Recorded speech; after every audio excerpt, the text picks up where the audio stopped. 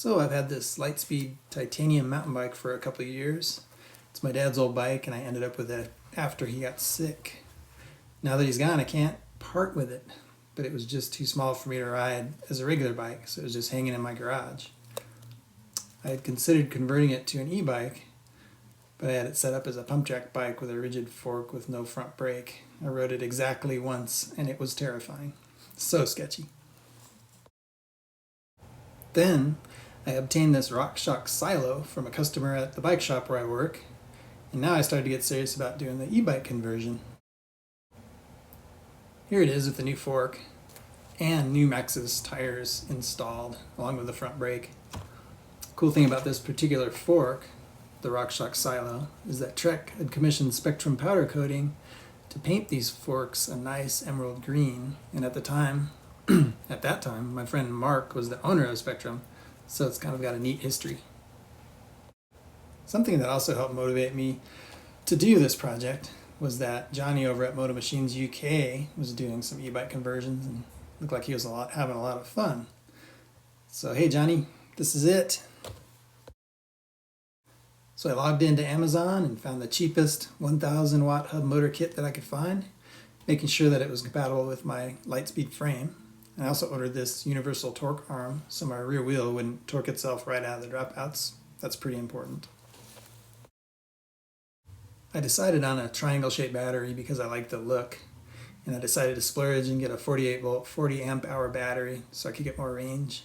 It is pretty heavy though. Here is the first mock-up. I could already tell that the bag for the controller would have to go. It's ugly. The controller needs to be out in the open to allow it to cool properly. So I mounted the lower part of the controller to the water bottle cage mount, and then I zip tied the upper part of the controller to the seat tube with some tape on the tube to prevent movement. Then I cut up some foam tubing insulation to mount the battery onto the frame with the Velcro straps. And here's how it looked after a bunch of time organizing all the cables. You can see the controller has the Velcro straps around it for added stability. Ready for a test ride with the GoPro.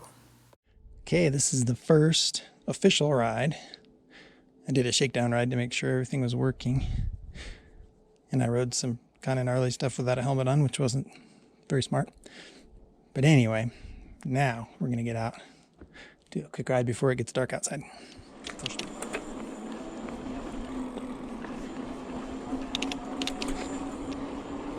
Come on, power assist level 3. And it's cruising right along pretty easily, actually.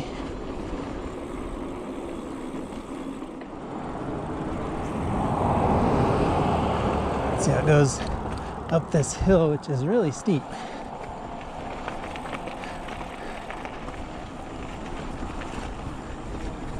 This bike's pretty sketchy.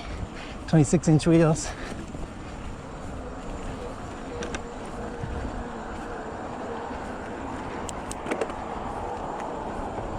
Not bad.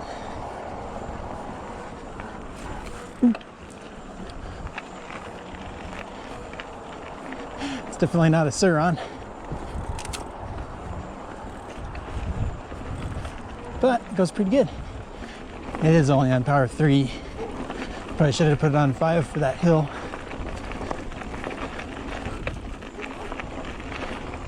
Try it now. Oh yeah, 5's good.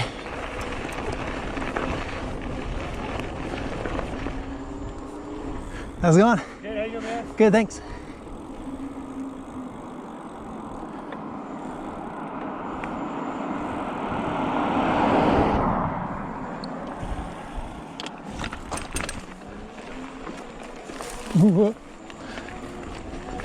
Power level 5 is a little sketchy and tight stuff.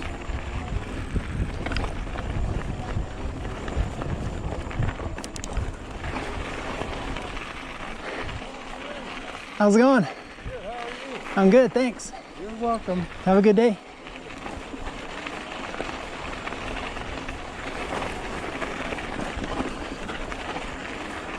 Spinning out up all the steep little parts.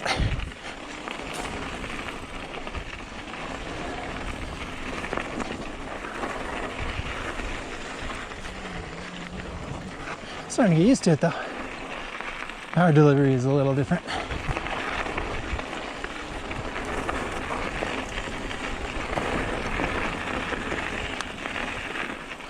What's funny is this bike is so rear wheel heavy, it just wants to wheelie. And then being such a short wheelbase and a small frame makes me want to go right over backwards.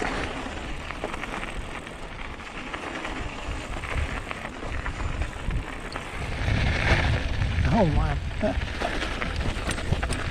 So I built this to be kind of a trail maintenance rig so I can carry my chainsaw and stuff and not have to pedal all that weight all over. But I wanted something I could still ride trails on without getting yelled at by mountain bikers if I was on the Surron. So, thought I'd build this.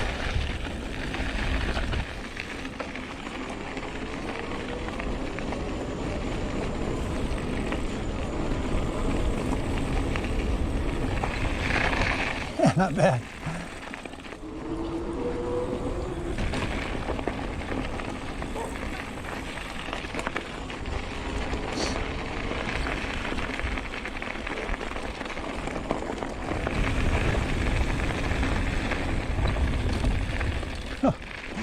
You can go pretty fast.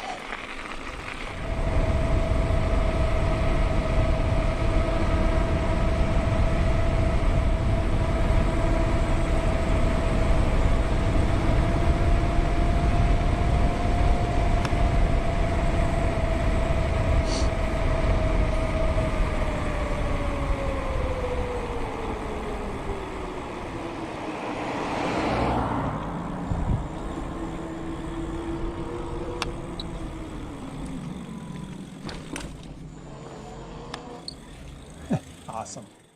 Since I did that ride, I've added a dropper seat post and a thumb throttle. The twist throttle is just way too touchy. I also added that 7-speed shifter. It was easier to reach, and it cleared the throttle housing a lot better. That pedal assist sensor definitely gave me some troubles. I had to cut it up and remount it, glued it on there with some pretty good epoxy. I also ordered different Velcro straps that tighten better. Overall, this was a really fun project. Sometimes it was frustrating, but the best part is knowing that my dad's old bike will continue to get some use. He was an actual rocket scientist, so I know he would like this bike. Cheers and thanks for watching.